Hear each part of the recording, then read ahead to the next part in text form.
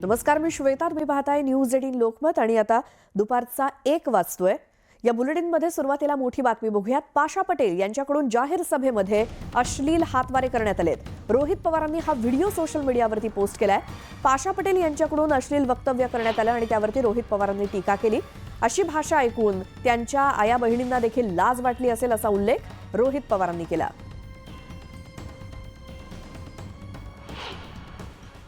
शेतकऱ्याची तुमच्या जे मेक मारले ना ती मेक काढायसाठी के हमाल वरे पंजा तेरा कमाल या पंजाला तुम्ही हा सगळे मुसलमान पंजाला हाणायचे आणि पंजानं मुसलमानांनी हाणायचे सगळा सत्यानाश करू टाका.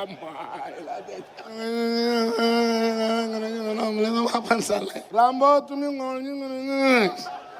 एक घाया की तिची माय कोणी बी होती तिची वाट लावल्याशिवाय ठेवत नाही. अरे आम्ही काय येडे कडूचे हो. अरे का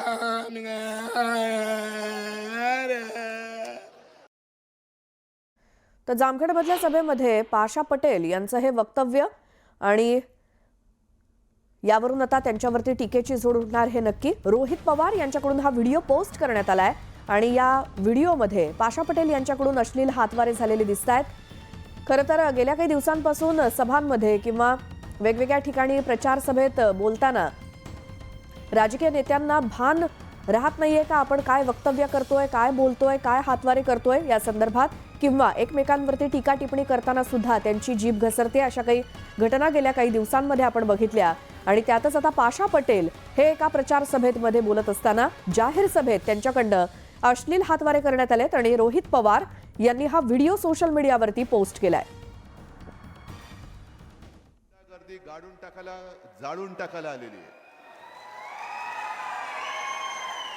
मला सुरेश बनकर पहिल्यांदा भेटले आणि ते भाजपात होते. मी त्यांना विचारलं काय करणार, तुमची तर तिकडे युती आहे. ते म्हणे साहेब नाही, खरं पाहिलं तर गेल्याच वेळेला आमची पंचायत झाली, आपली युती झाली. ही पंचायत त्यांची नाहीतरी माझी झाली होती, पण तुम्ही उमेदवारी दिली, आम्हाला काम करावं लागलं. आता सुदैवाने आम्हाला सुटकेचा मार्ग दिसतोय. म्हटलं निवडून येणार, 100% येणार. पण तेव्हा मला माहिती नव्हतं की आपला इथला आमदार एवढं उत्तम भाषण करतो. म्हणजे हे मी बनकरांना बोलतोय, त्यांचं नाही. बनकरांचं भाषण बघा आणि गद्दाराचं बघा. मला आता रोज जसा वेळ मिळेल तसं मी टीव्ही चॅनल्स आणि पत्रकारांना मुलाखती देतोय. त्यांनी मला 1-2 प्रश्न विचारले की ते मिंद्या असं बोलतात, मिंदे तसं. म्हटलं जाऊ दे, त्या मिंद्यांच्या चिंध्या होणार आहेत आता. पण विशेष म्हणजे महिलांवरनं त्यांनी प्रश्न विचारला. मी त्यांना म्हटलं हेच जर का असं असेल तर सिल्लोडमध्ये जो गद्दार आहे, ज्यांनी टीव्ही कॅमेऱ्यासमोर सुप्रियाताईला शिवीगाळी केली, आणि हाच माणूस उमेदवार म्हणून त्याच्या प्रचाराला देशाचे पंतप्रधान काल संभाजीनगरला आले होते, छत्रपती संभाजीनगर, त्यांच्या व्यासपीठावरती होता. मग मोदींना मला विचारायचे, हेच तुमचं हिंदुत्व आहे का? हीच तुमची संस्कृती आहे का? मग कर्नाटकामध्ये लोकसभेच्या वेळेला त्या प्रज्वल रेवण्णांचा प्रचार केला. प्रज्वल रेवण्णाचे हात बळकट करा. हा प्रज्वल रेवण्णा कोण, कल्पना आहे ना तुम्हाला? त्यांनी काही हजार महिलांवरती अत्याचार केला, त्यांचे व्हिडिओ बनवले.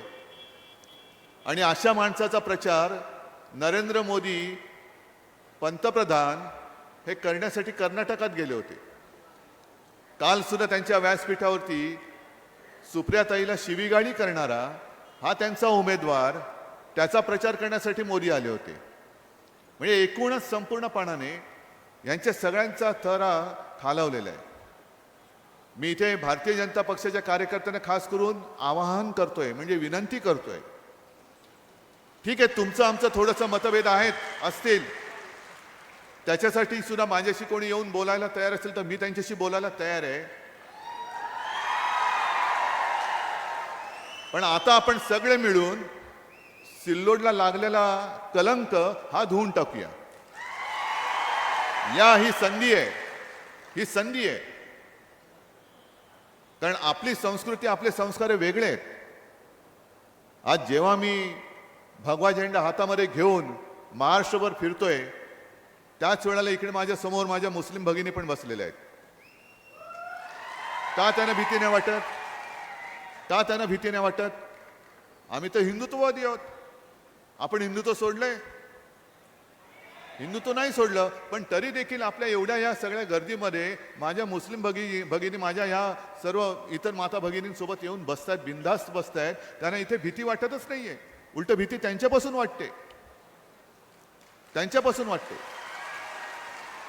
आणि मी तर म्हणेन हेच तर आमचं हिंदुत्व आहे. आज माझ्याकडे युट्यूबवरती वगैरे तुमच्याही फोनवरती आले असतील. काल मोदीजींच्या सभेत शिवाजी पार्कच्या त्या मुस्लिम महिला सांगतायत आम्हाला हमें अंदर जाने नहीं दे रहे. का? तर आम्ही काळे कपडे घातलेत म्हणून त्यांना गेटवरती अडवण्यात आलं. मग कसलं तुम्ही, तुमच्यात माणुसकी आहे की नाही शिल्लक? हे जे गद्दार तिकडे गेलेले आहेत, त्या गद्दारांच्या पापाचा पाडा माझ्या खिशामध्ये आहे. हा जर का मी वाचला, गोरगरीब जनतेची जमीन बळकावणारा, दादागिरी गुंडगिरी करणारा, बरोबर आहे. सोयगाव तालुक्यात कित्येक गोरगरीब लोकांच्या जमिनी, मालमत्ता, प्लॉट गद्दार आणि त्याच्या परिवाराने बळकावले आहेत. बरोबर आहे. ही माहिती आहे, ही माझे आरोप नाही आहेत. त्याच्यानंतर सिल्लोड शहरातील सर्व शासकीय मालमत्ता नगर परिषद सिल्लोड यांच्या ताब्यात देऊन त्या बळकावण्याचा कट रचला. बरोबर आहे. सिल्लोड शहरातील व्यापाऱ्यांच्या प्रतिष्ठानसमोर बेकायदेशीर भिंत टाकून त्यांच्या कोट्यावधींच्या मालमत्ता कवडीमोल केल्या. बरोबर आहे. स्वतःच्या संस्थेमार्फत मेडिकल कॉलेज व हॉस्पिटल निर्माण करण्यासाठी सिल्लोड येथील सर्वे नंबर 92 मध्ये कित्येक नागरिकांच्या प्लॉटवरती अनधिकृत ताबा करून बांधकाम सुरू केले. बरोबर आहे.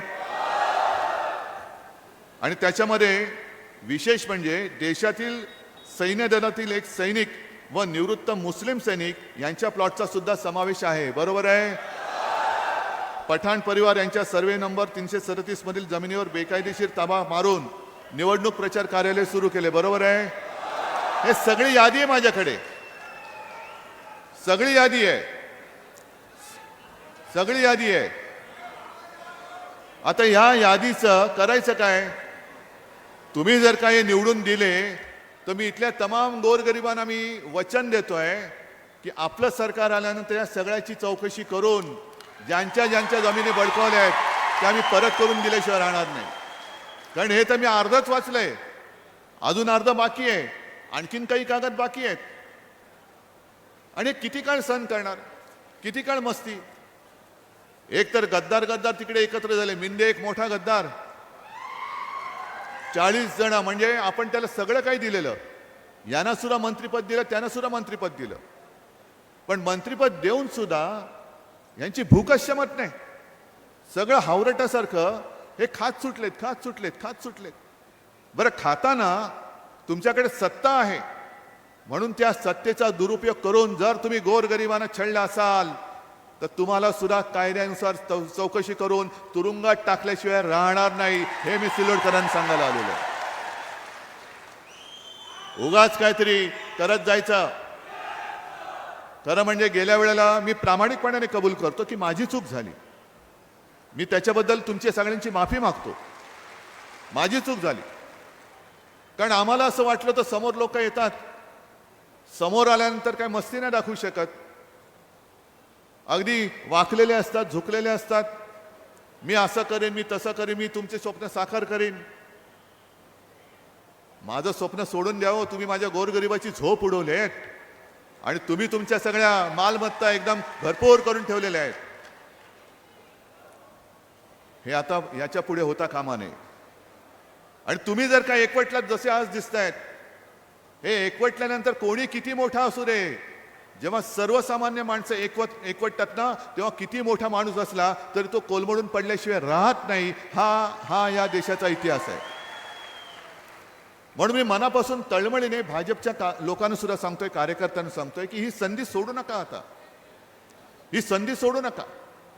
पुन्हा आपल्या या सिल्लोडमध्ये गुंडागर्दी दहशतीचं राज्य तुम्हाला पाहिजे असेल, म्हणजे भाजपच्या कार्यकर्त्यांना पाहिजे असेल, पण ते हवंय असं मला वाटत नाही.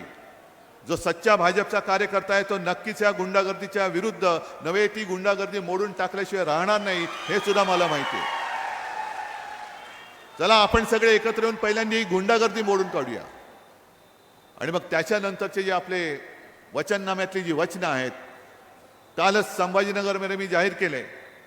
कारण मराठवाडा, विदर्भ, उत्तर महाराष्ट्र, कुठे कुठे जिथे जातोय तिकडे एकच सगळ्यांची ओरड आहे, सोयाबीन सोयाबीन सोयाबीनला भाव नाही. इकडे सोयाबीनवाले किती शेतकरी आलेत?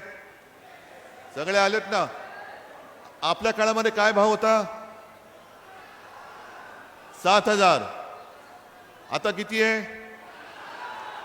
मग मी तुम्हाला वचन देतोय की त्यावेळेला जर मी 7,000 भाव तुम्हाला दिला होता, तर या वेळेला आपलं सरकार आल्यानंतर मी तुम्हाला 7,000 भाव दिल्याशिवाय राहणार नाही.